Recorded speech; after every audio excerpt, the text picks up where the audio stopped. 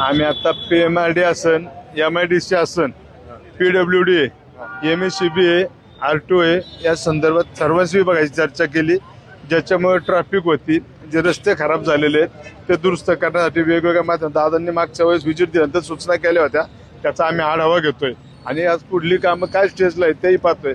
मला आता अधिकाऱ्यांनी सांगितलं की बाबा काही टेंडरला आहेत, पण 1-2 दिवसात आमचे टेंडरचे ओपन हेड वर्क ऑर्डर झाल्यानंतर आम्ही काम चालू करतो। आताच आम्ही त्यांना सूचना केल्यात तेव्हा 15-1 दिवसात म्हणजे चालू जरी झालं शेवटच्या टप्प्यात 1 महिन्याच्या कार्यकाळामध्ये सर्व रस्ते क्लिअर झाले पाहिजे। आणि काय झालं 100% त्यांचा डिले होतोय, परंतु आपण पाहतोय रस्ते PWDचे ॲक्विजिशन करणार PMRD, PWD आणि नंतर काम करणार काही ठिकाणी MIDC करणार, काही ठिकाणी PMRD करणार आहे। त्यामुळे थोडी गुंतागुंतीची असल्यामुळे आपण या ठिकाणी आयुक्तांना दादांनी सूचना दिल्यात।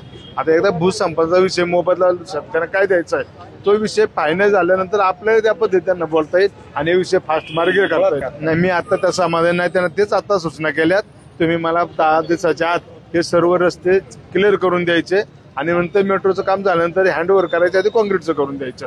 आम्ही त्यांना सूचना दिलेल्या आहेत।